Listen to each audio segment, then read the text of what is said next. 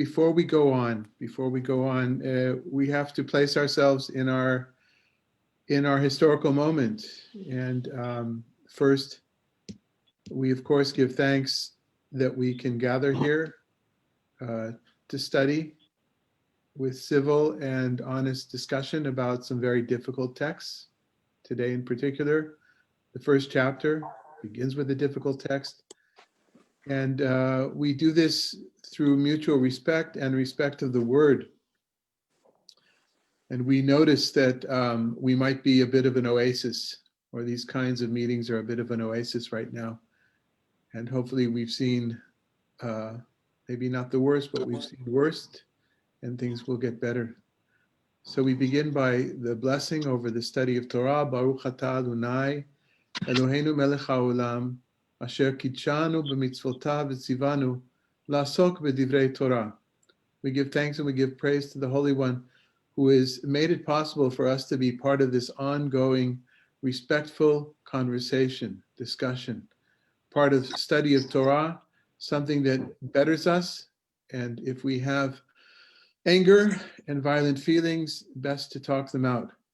And we'll be talking about anger and violence in the book of Judges quite a bit, not just because of yesterday's events, but because that's what's in the book. And that's what brought me to want to teach this or to study this together as a group. We are here both Jews and Christians and possibly others. We're here from Coachella Valley, from the high desert, from Washington, D.C., and possibly other places. And before we actually delve into the text, I would like to go around, and this is very tricky. And please don't make me regret that we're doing this, but I'd like us to go around. I will call you, and for you to tell us who you are without any other things that you're members, nothing else, no commercials for other events that are happening. Nothing about yesterday, really. Just tell us who you are, where you live, and what your relationship is to the book of Judges, but really in 3 or 4 words, okay? So I think it's possible for people, people can unmute themselves. I'm gonna go around the screen the way that it appears on my screen, so just be ready. If you don't want to say anything, just be quiet and we'll move on to the next person. Sid and Sue, please introduce yourself and your relationship to the book of Judges.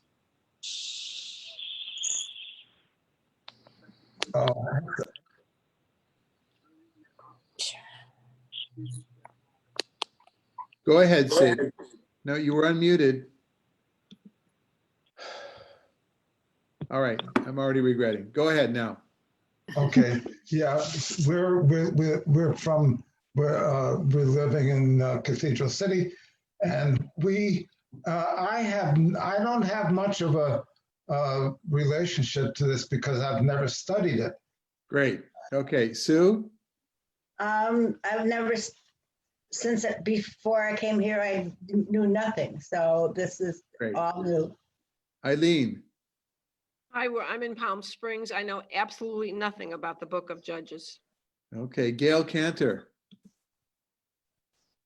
Richard, Teresa, and David Friedman, you're next. Want me to go? I'm Teresa Seitz. I'm from 29 Palms. And I've never read Judges, so I'm interested in it.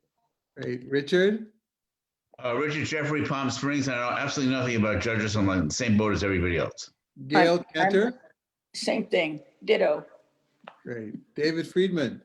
David Friedman, Palm Springs, and my knowledge of the book of Judges comes from the great opera by Camille Saint-Saëns, Samson ad Ede Dalila, with some great arias and a really fun bacchanal that orchestras love to play. So that's how I know the book of Judges. We look forward to that. But Roberta Kay.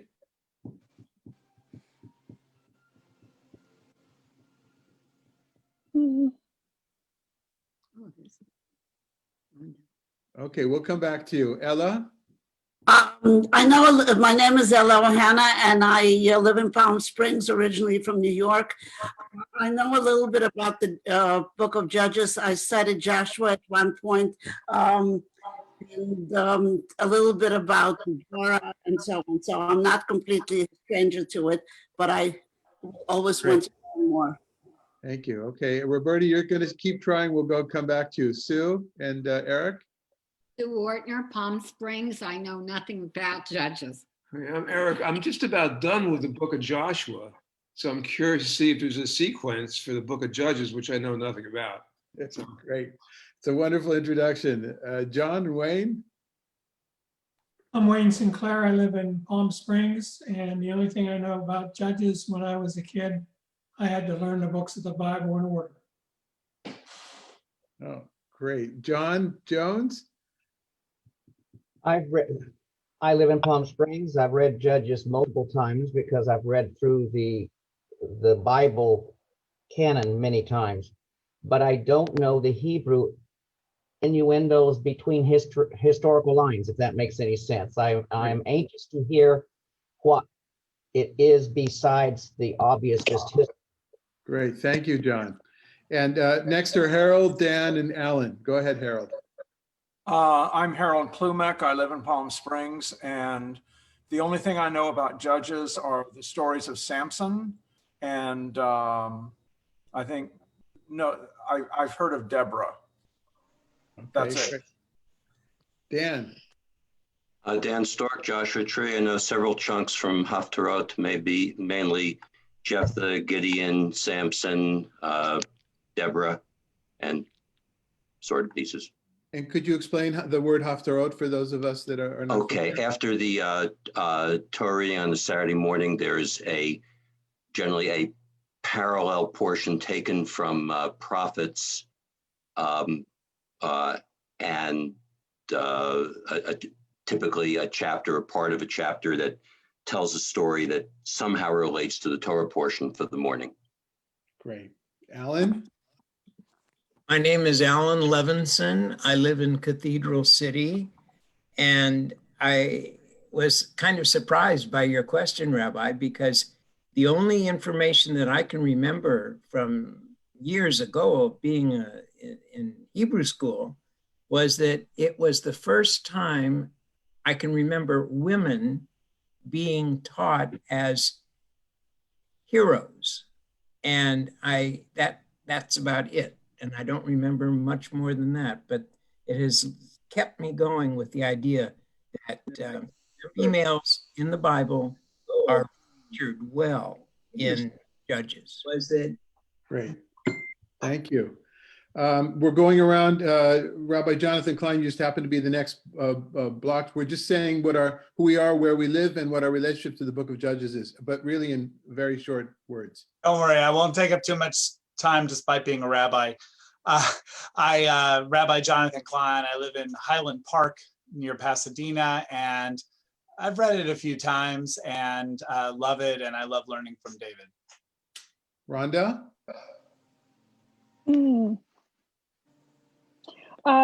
Rhonda Rockwell, Palm Springs. I've looked at the book. I don't know anything about it, but I'm interested in law.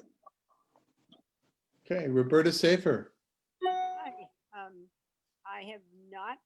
I don't know much about the book of Judges at all, but I enjoy your Torah classes, and I knew this would be very interesting, and I'm sure that it will be. I'm looking forward to it. Thank you. Jackie?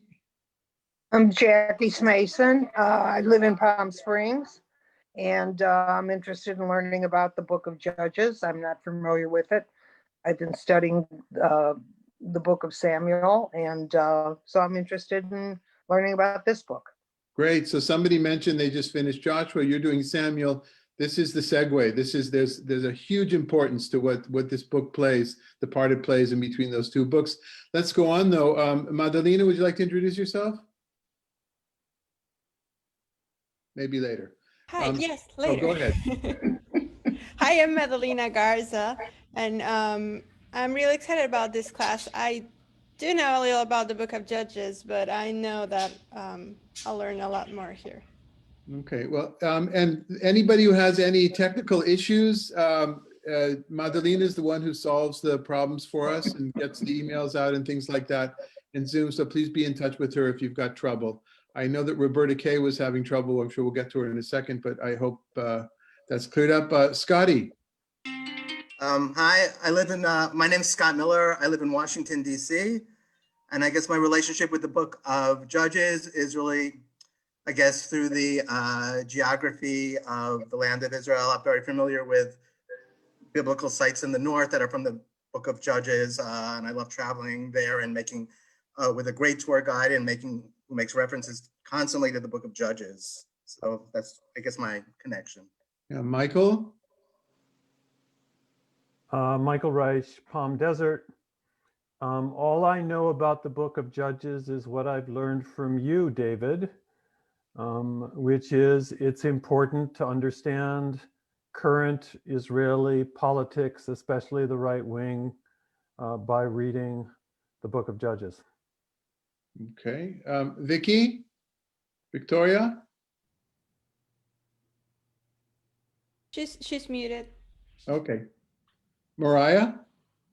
Hi, I'm Mariah Ibarra. I live in Palm Springs, and I am here for new learning. Okay. Klaus, are you able to answer us? Yes, I'm Klaus Trulski, married to Roberta Safer. The only time I've come across Judges is in some kind of haftarah, and I always ask myself, who are these people? So I'm very anxious to find out about it. Thank you. Good question. Who are these people? What do they want from my life? Okay. Who do we have? Rita, Claire, and Bill? No, you. Yes, we're both looking forward to learning about the Book of Judges. I really don't have, I should have, but I don't have much knowledge about it. Okay. And we're from Palm Springs. Okay. So there's no should-haves. No, we're okay. And we go to the East Coast now to Merle? Hi, I'm Merle Karras, living up in New Hampshire. And I only know Judges also from Haftarot. So I was just very curious to see what you were going to teach. Okay. Roberta? Yes, thank you. There was a lawnmower outside, and so I was trying to mute it, and now I just decided to come inside in Palm Desert, and I'm a novice when it comes to knowing about Judges, so I'm anxious to hear what you have to tell us. Thank you. Trudy? I live in Idlewild, and I don't believe I know much about Judges. I think as you teach, I may discover references to things I know, but I'm looking forward to it. Great. Pansy? Hello, my name's Pansy. I'm from Palm Springs, and the Book of Judges is still very new to me. Okay, and we offer a special prayer to Pansy and to Adrian, who are dealing with COVID right now. We want to wish you refuah shlema, refuat nefesh, refuat guf, a speedy recovery of body and spirit. Thank you. Donna? Okay. So I think I've gotten it. Did I miss somebody?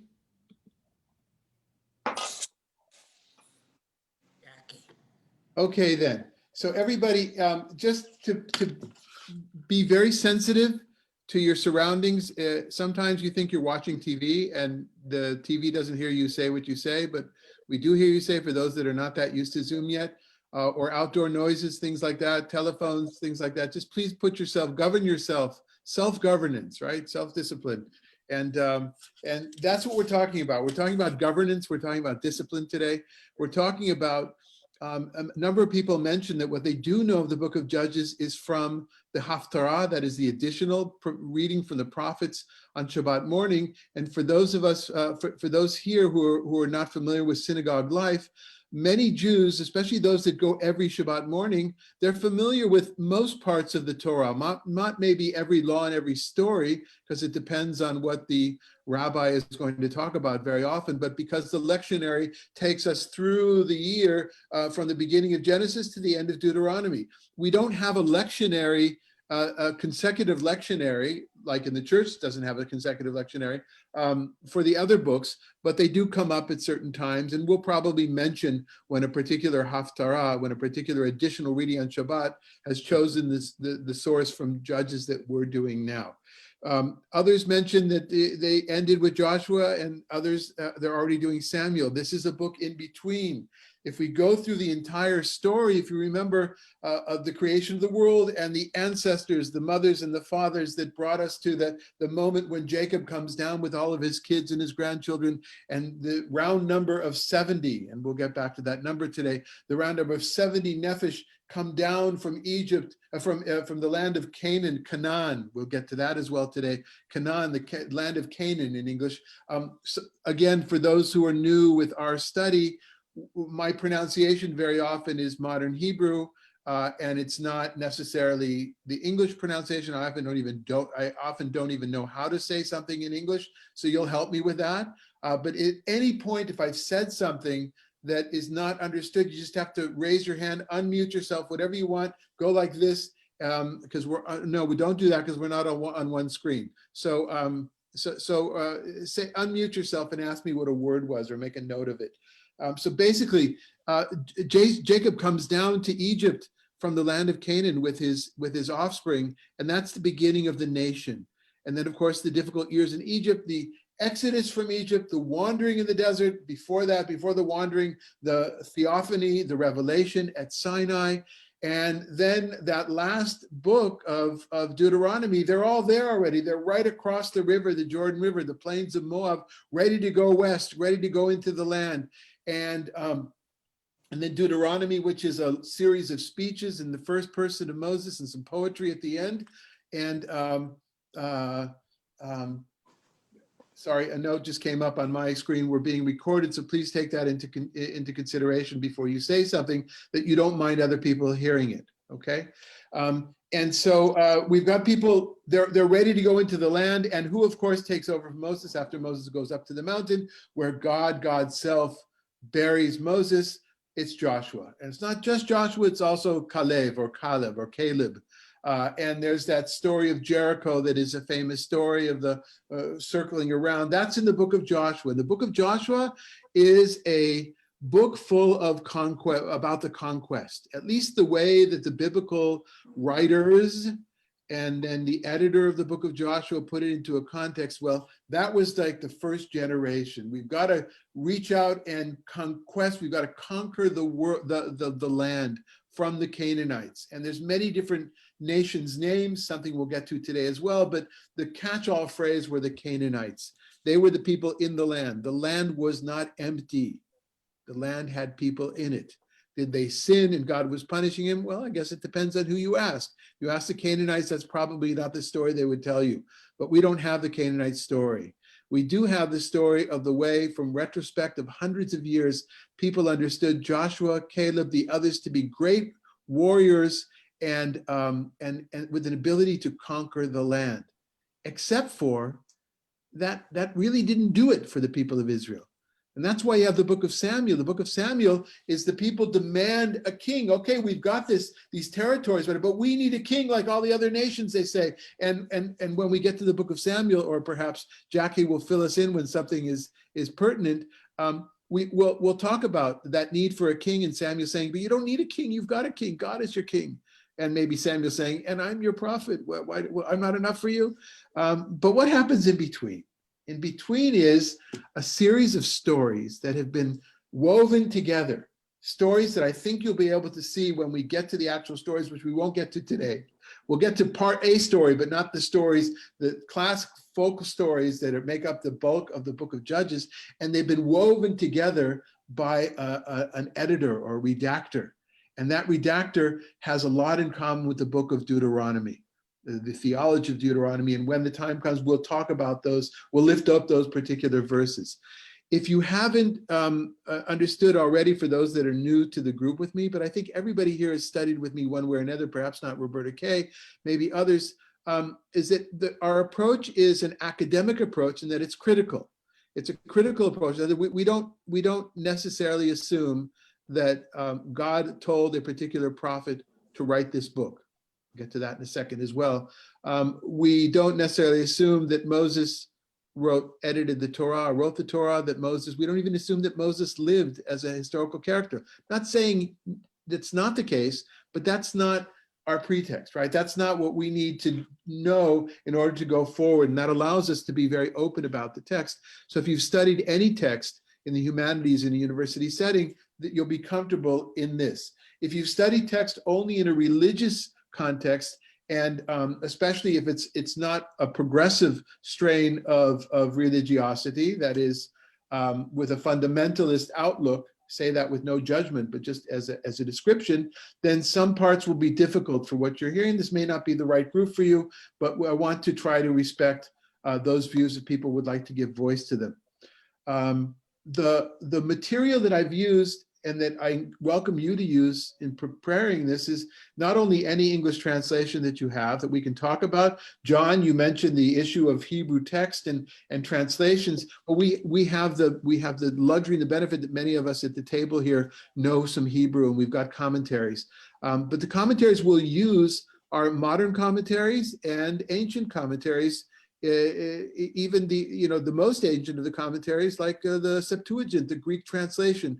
And if you don't know anything about that now, when we get to something, I'll explain more. For instance, today I'll explain more about Josephus, Flavius, who was a Jewish historian in the 1st century.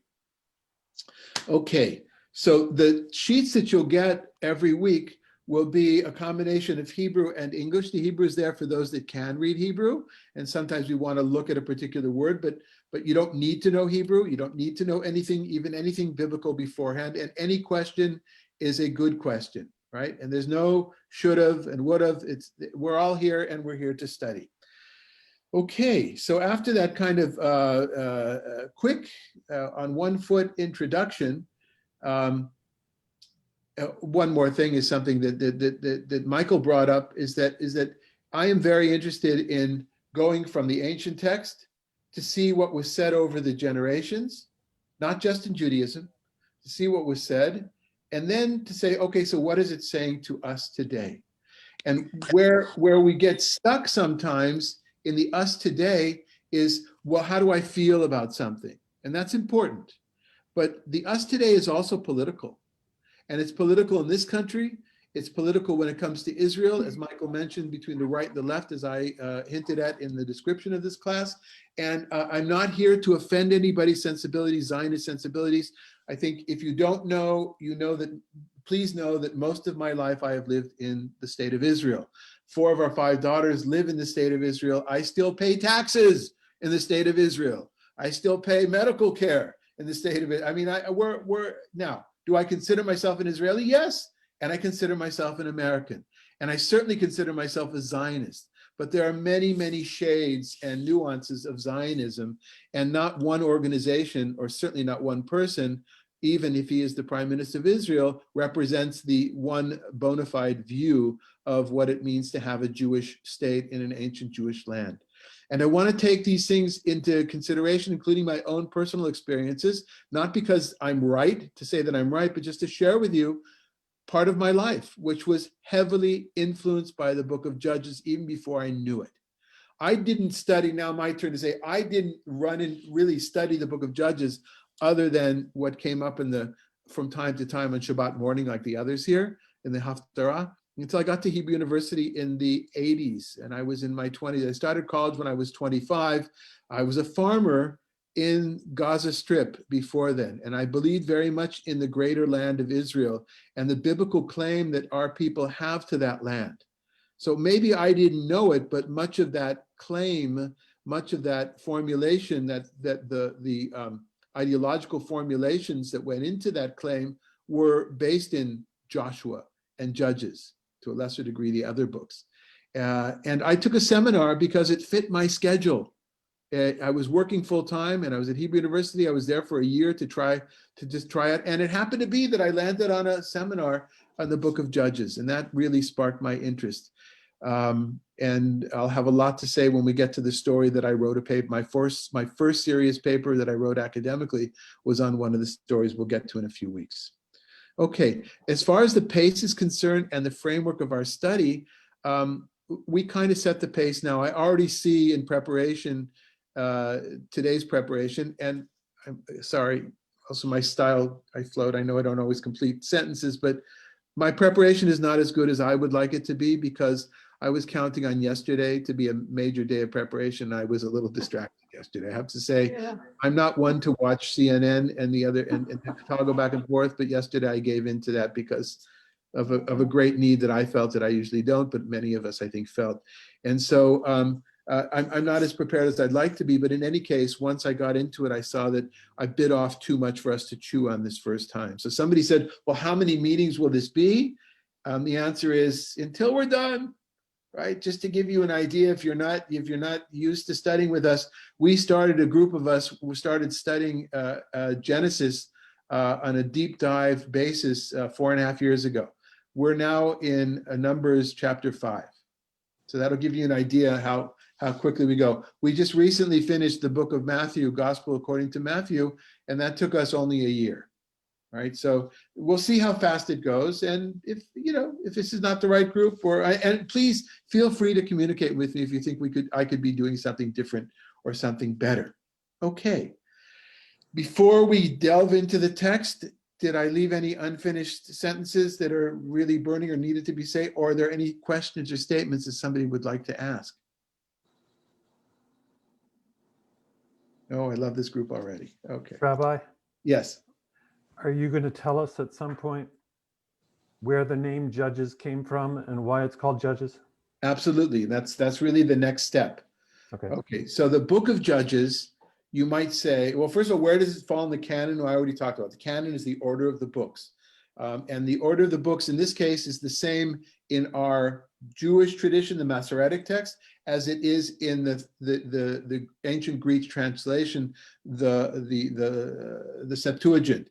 I mention that only because the book of Ruth, which in a Jewish Bible is way at the back, because it's considered to be a later book, probably by the editors, in the Septuagint and in many Christian Bibles, it's right after this book, because it says in the days of when the judges were judging or when the leaders were leading. You'll also notice that I make up words in English like leadering. So Judges, a shofet. And we need to be careful because modern Hebrew, a shofet is really only one thing. Shofet is a judge in a court or a referee in a soccer game. Maybe there's a few other things, but a shofet as a noun, judge, that's the context. And what we're going to see in this book is that although they're called shoftim, and there is a lot of literary usage of that, or linguistic usage of that root, shin, pei, tet, shafat, that has to do with law and what we would call judgment.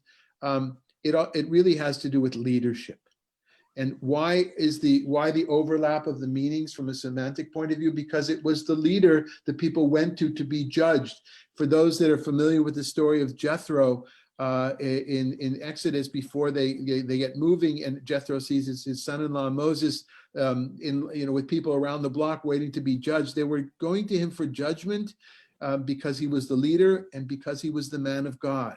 And so the Elohim, God's presence is felt through the leader who dispenses judgment. And in that particular situation, that person, that leader, that judge, or that military leader, or that soloist guerrilla warfare guy, that's understood as leadership and representing God. And we're going to see very different models. And so in some ways, Michael, it's a misnomer, because if you know anything about Samson already, and we'll see, he's not really the kind of leader we would look up to. He's chasing skirts and he's and he's busting things left and right, totally into himself. And only at the end, when he dies, does he understand that his power comes from God. He's not really a good role model unless we want to model what not to do. We're going to see some others that they act on their own. Right, they're total soloists, or soloistim, as we'd say in Hebrew. They're not great. And then we'll see some military leaders as well. We'll see a military leader who is just not. It's not happening with him, and he needs a woman. God forbid, he needs a woman, Deborah, to make it work for him. And those are all the things that will come up. So the book of Judges, according to the Talmud, was written by Samuel the prophet, because the Talmud, in a very small section, this wasn't a big deal. The canonization of scripture was not a big deal in Jewish literature the way it was in the church. That was a big deal. There were synods, there were decisions, there were fights back and forth. We have no documentation of that. History books might say to you that it was established in Yavne or Jamnia in English, that there was a synod in Yavne that decided what books were in, what books were out. That's total hypothesis. That's 19th century Jewish historians projecting what they knew about the church onto ancient Judaism. And where there was some questions about some of the books of the Bible, like Song of Songs, or perhaps Esther, or Ben Sirach, for those that know from the Christian Bible, or from the ancient Greek Bible, which became Catholic Bibles and Orthodox Bibles. The boundaries are a little bit porous, right? But everybody accepted the book of Judges from a Jewish point of view. And according to the Talmud, that one tradition we have, it's because Samuel wrote the book, right? Moses wrote the Torah, except for a few sections. And then there's an argument about the last verses, because who did Moses write the fact that God buried him, right? And then Joshua wrote his book, and then Samuel wrote his book, but also Judges going backwards, because they're looking for a major figure, and there's nothing that they could project from the book and by the way, and Samuel didn't write all of his book, or Natan wrote the second half of his book because Samuel dies. So does that answer the question, Michael, as far as why it's called Judges? Right. So it's not a legal kind of a thing as much as it's a leadership thing. And in this case, the leadership is a lot about killing. When did the title come to be accepted? I don't know. I saw some discussion in that, but from the earliest times, from medieval times, certainly, but books themselves in the Bible don't call themselves what they are, right? But as far as I know, that this is the only name we have in the Jewish tradition. It's the only name we have for this book. Okay. Yeah. And by the way, that word shafat, or to what we call to judge, usually Ella often says what it is in modern Hebrew. In ancient Canaanite languages, it's used quite a bit as a word for the leader, for the military, or for the tribal leader. Okay. All right. Am I missing any pictures? Yeah, I'm sorry, I don't get everybody in, so you just have to speak up if you want to see. I don't have two screens, I only have one laptop screen. Okay, so why don't we go to the text if there's no other questions beforehand? All right. I just have a quick question. Sure. So are these the Shoftim, but is this the Torah portion from Deuteronomy, Shoftim, I think, V'shetachim? Is this that Moses is supposed to appoint judges? Are these? This seems to be a slightly different, because I think those were judges and these aren't the judges, at least in the legal sense. So it's not clear, David. I wouldn't jump so much. I think it's because we're so used to translating it judges that you say that, perhaps. Yeah. I think the way to do it is to go back to that shoftim v'shotrim. Yeah. Right. Shotrim in modern Hebrew is policeman, right? Yeah. So, but to go back and to see in that context what's being referred to. Is it only judgment, as we would say, or is it also other stuff as well? Okay. And then, of course, the confluence of a judge and a leader as in the same person, unlike what we have in our American democracy, right? Or at least theoretically. Okay. So, David, I've got you on right away. Why don't you go ahead and read verses 1 through 3. Okay. After the death of Joshua, the Israelites inquired of the Lord, which of us shall be the first to go up against the Canaanites and attack them? The Lord replied, let the tribe of Judah go up. I now deliver the land into their hands. Yehudah then said to his brother tribe Shimeon, come up with us to our allotted territory. Let us attack the Canaanites. Then we will go with you to your territory. So Shimeon joined them. Okay. So this is not a story, one of those folk tales. There's no person here. When it says Judah, it's a collective, right? So it's a little bit weird here. It's not the same as saying Gideon or Samson or whatever. This is Judah is the tribe. And on the other hand, the persona that's mentioned here, Joshua, is dead. So there is a vacuum. He's died. It's the end. This is the segue between the Joshua book and he's died, which is told already at the end of the book of Joshua. So you repeat the end of the last book in order to keep it going here. It's one of the popular theories of the mid 20th century was that it's the same, really the historiographical books of the Torah are the same as Joshua, Judges, Samuel, and Kings. It's all really one book that was divided into little. That's way oversimplification, but we can see the connection between the two. It's not separate in the same way that books in other parts of the Hebrew Bible are totally separate, or for that matter, in the Christian Bible. And so what happened? Joshua's dead. There's a vacuum. What do we do? So what do? They inquire of the Lord. What does it mean to inquire of the Lord? Anybody?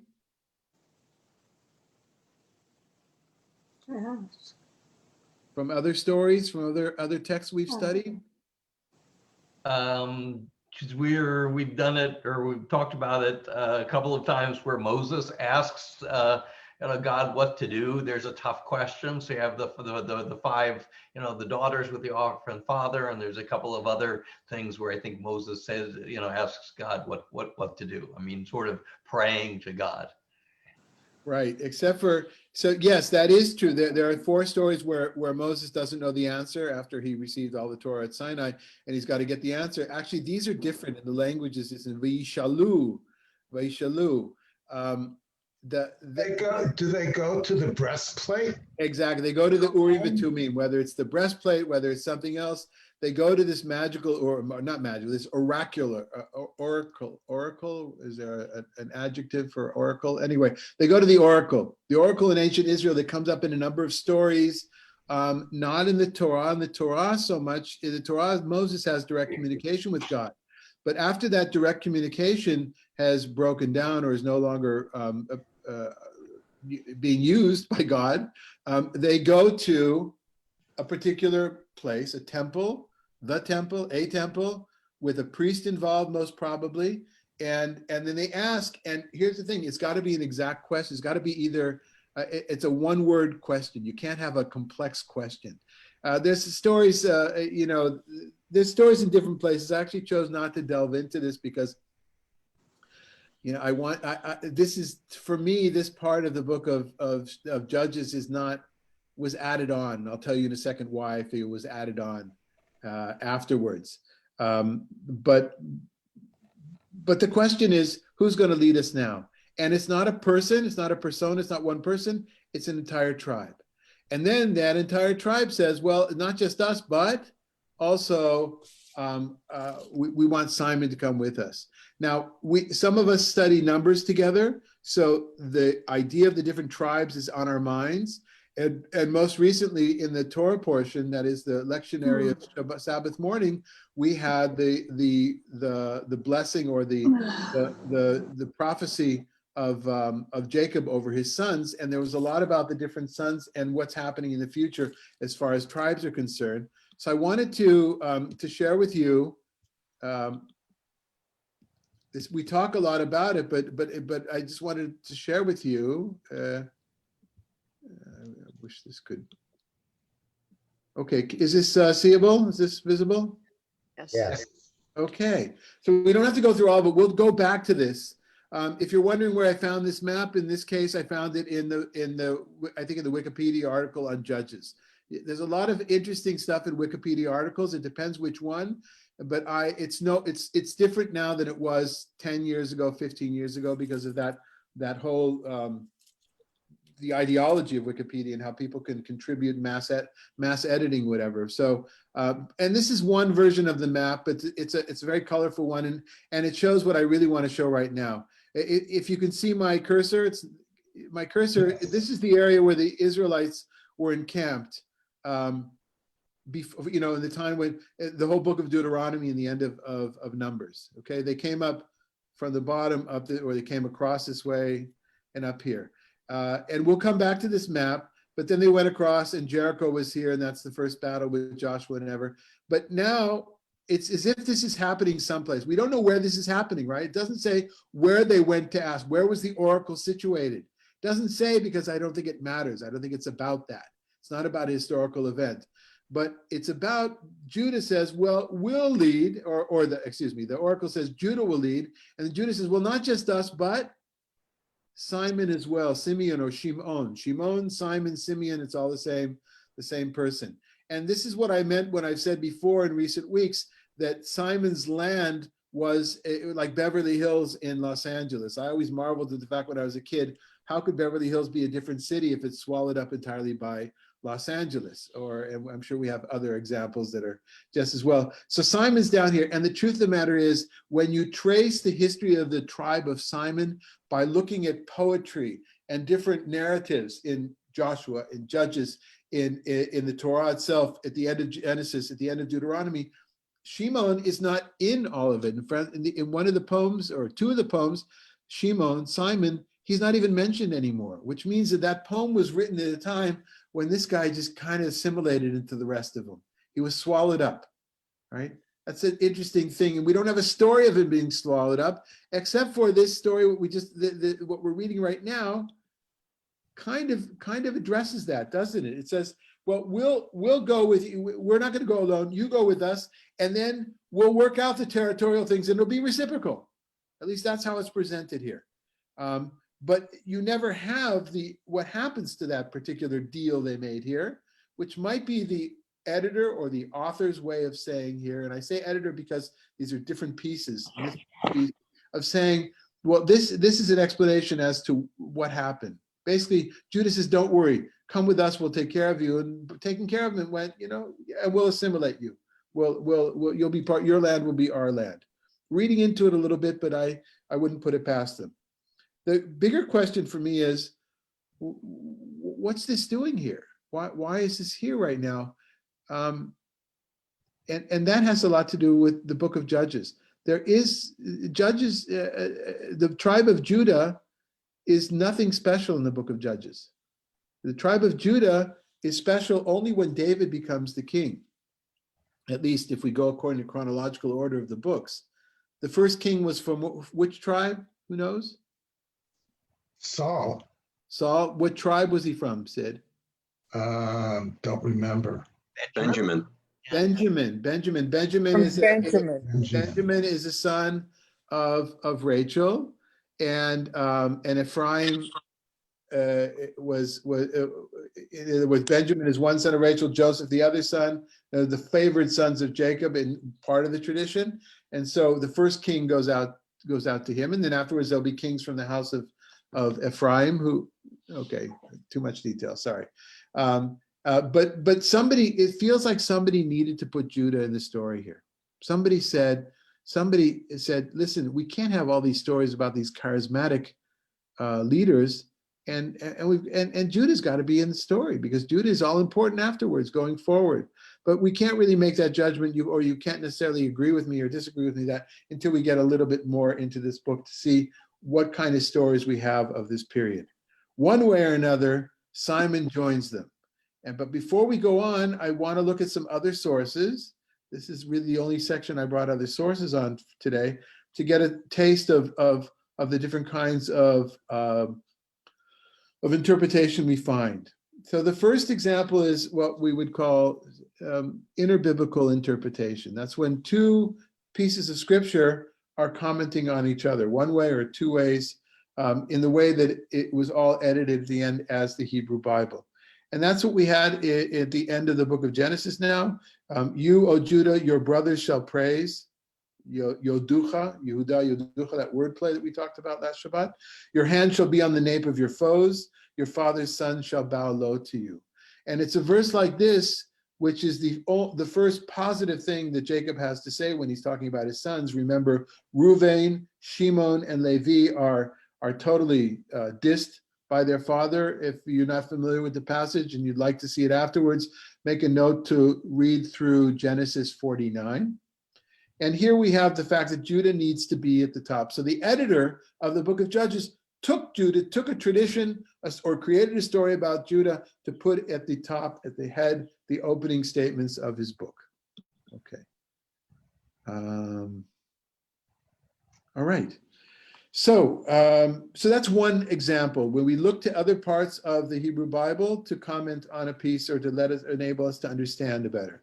Another one is going to my old friend Josephus. This is the Loeb Classic Library. This is the edition that one uses. It has Greek on one side, English on the other side. The Greek of Josephus lived in the 1st century of the Common Era. Interesting story, not beloved by Rabbinic Judaism because he didn't accept their authority, represented his own kind of understanding of Judaism, and he writes this apologetic, what the genre is called, apology for the Jews to the Romans. In other words, trying to explain to the Roman community who these Jewish people are.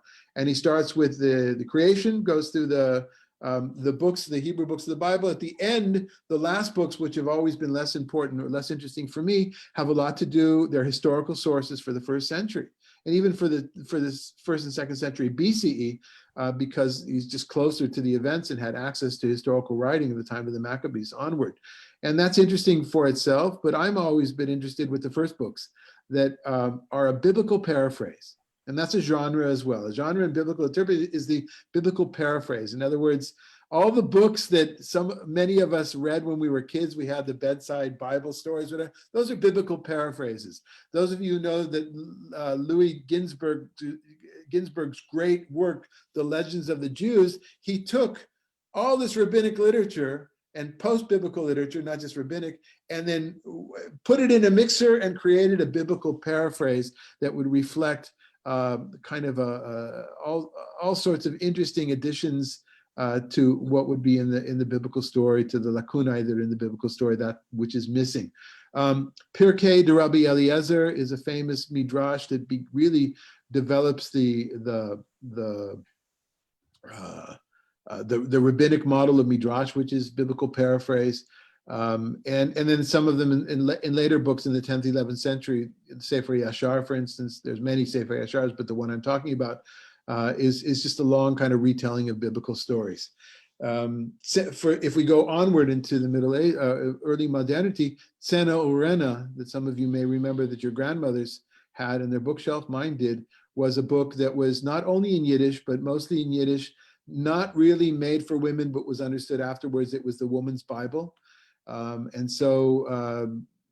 Yeah, okay, so that's biblical paraphrase. But the one who did it first in the most, really in the most expansive way was Joseph, son of Matityahu, Yosef ben Matityahu, or Josephus. And Josephus' section here, I just brought one section. We'll go back to Josephus from time to time because reading his version is not about what's the right version. It's about how he presented it. That's what we want to see here. And then we understand perhaps something in the text itself. So Richard, would you read Josephus, please? Yeah.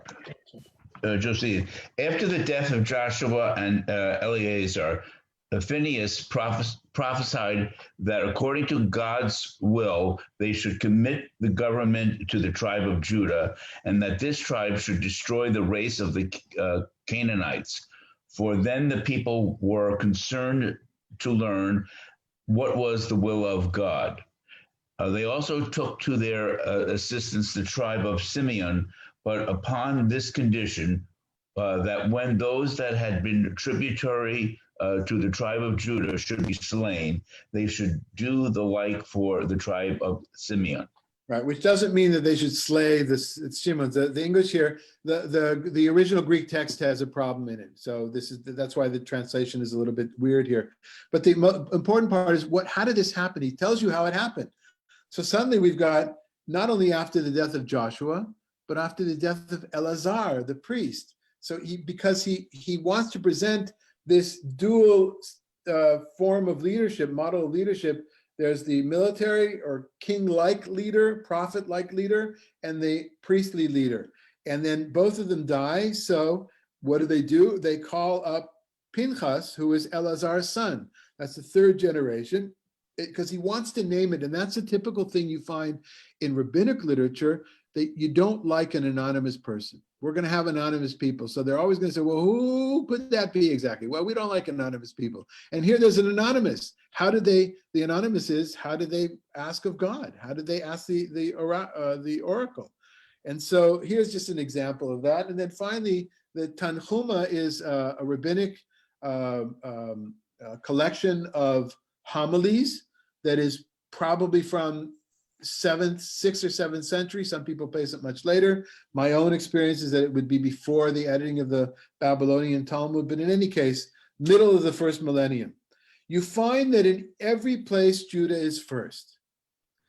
They are first, there's a few typos they're first in the case of standards, that is the flags, that is talked about in the book of Numbers that we recently did on Wednesdays. Now those who camp in front to the east shall be those under the standard of the camp of Judah. He was the chief tribe of those 3 tribes that were camped in the east, which was the most important side.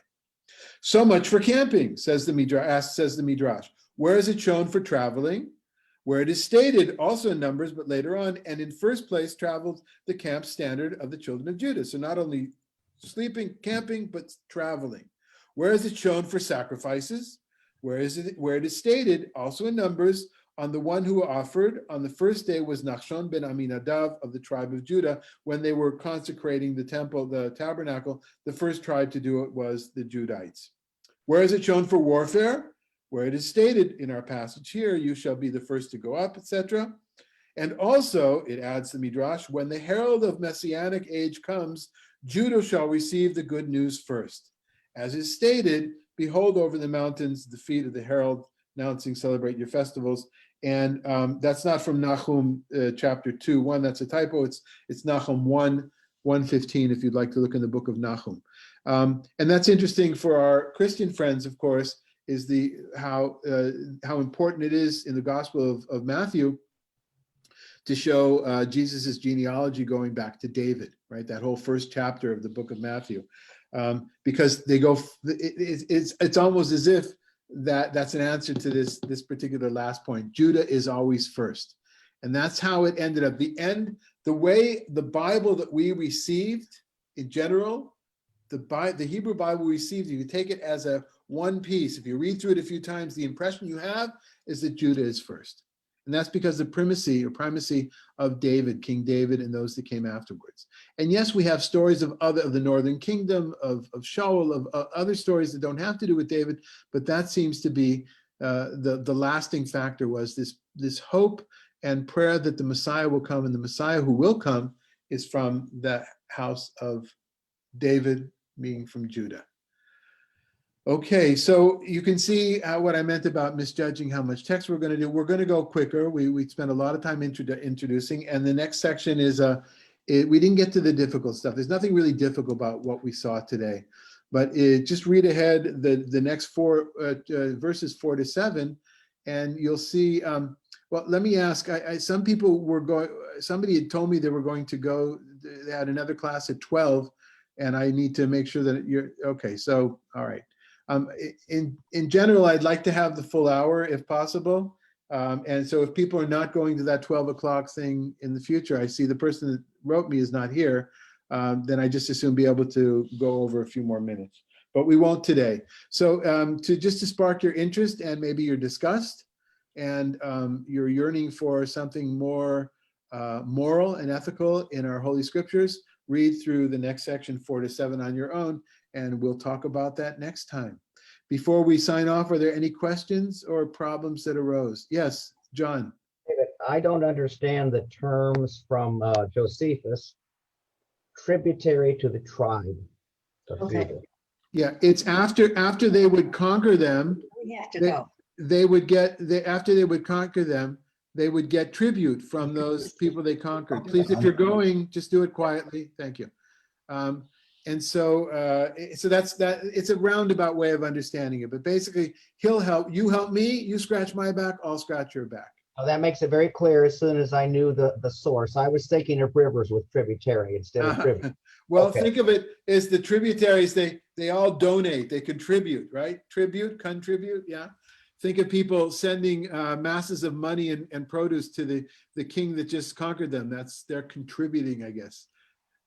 Yes, Alan. Okay, I'm going to ask you to start over again.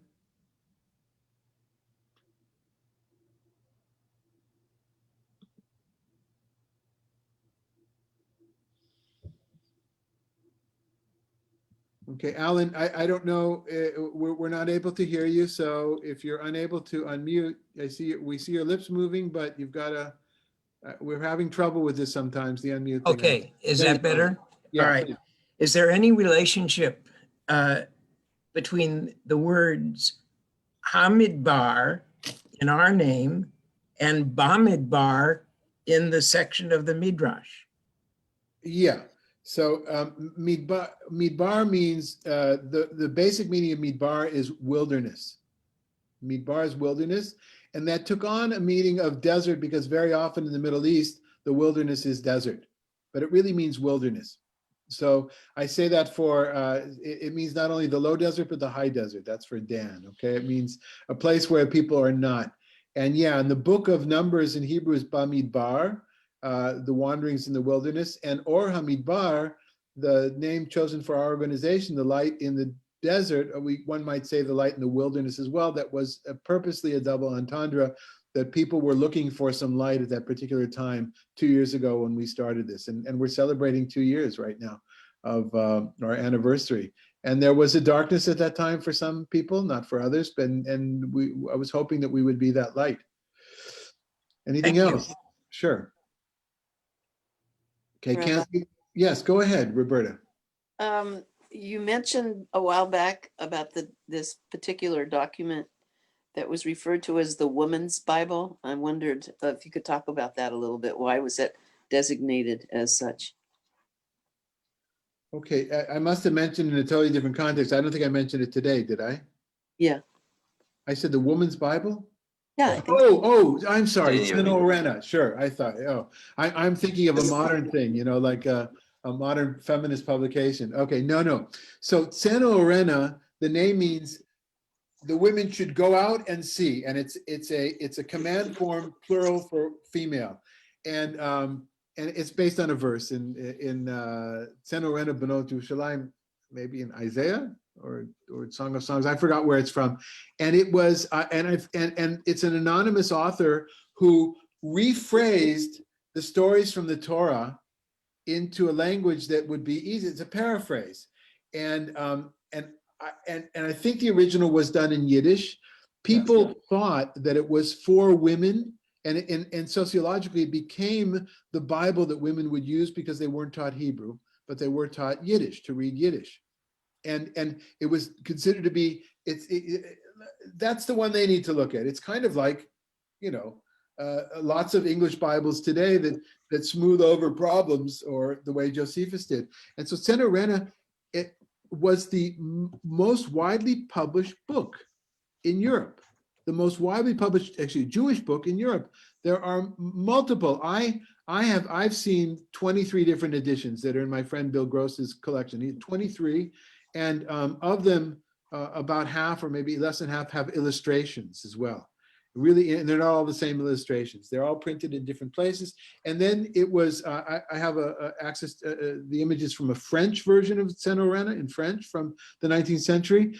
And the interesting thing about it was when in the 80s, when I was working in a bookstore while being at Hebrew University in Mea Sharim, the ultra-Orthodox neighborhood in Jerusalem, one of the books that we distributed was a translation. And I'm the relationship manager for the Miller Introduction to Judaism program.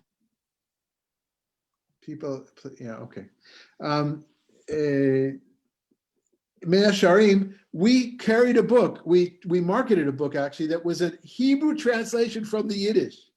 It was so sanctified in the Yiddish-speaking world. Oh, we need a Hebrew version for all these younger Israelis that don't speak, can't read Yiddish. It's fascinating stuff. And if you're interested in the illustrations, I don't I don't contribute to it anymore, but there's a blog, rabbidavidlazar.com, in which I talk a lot about pieces of art from this particular collection of Judaica in Tel Aviv. And I have a whole section in the index on Tzena Urena, TZ, Tzena Urena, and you can see some of the really interesting pictures, images that got found their way in there. And the cover for this class, that picture of Samson, that's from Tzena Urena. Huh. So Thank you. yeah, that's the woman's Bible. Thanks for that question. Okay. I do have it here if anyone really needs it. I happily share it with you because I can't read it. It's all in Yiddish. And was that one of your grandmothers? No, it's from the HUC library. I got it for $1. Oh, okay. 1994. All right. That would be nice. Yeah. Anything else? Okay, well, thank you all for being here. Hope to see you again, although I recognize this may not be what people are looking for. And just in answer to the 24-inch external monitor, I don't have an external monitor. All I have is my little laptop, but maybe we'll buy one. Maybe we'll get, I'm envy of the people that have that big console where they're seeing everybody at one time. Madalena will hook me up, okay? All right, everybody, Zayin Mir Gezun. Have a wonderful day. May it be a day of healing and things looking up. Thank you, Rabbi. Thank you, Rabbi. Thank Bye-bye. you, Rabbi. Thanks, Rabbi. Very interesting. You're welcome. Bye-bye. Thank you. Love you, colleague. Good to see you. Always good.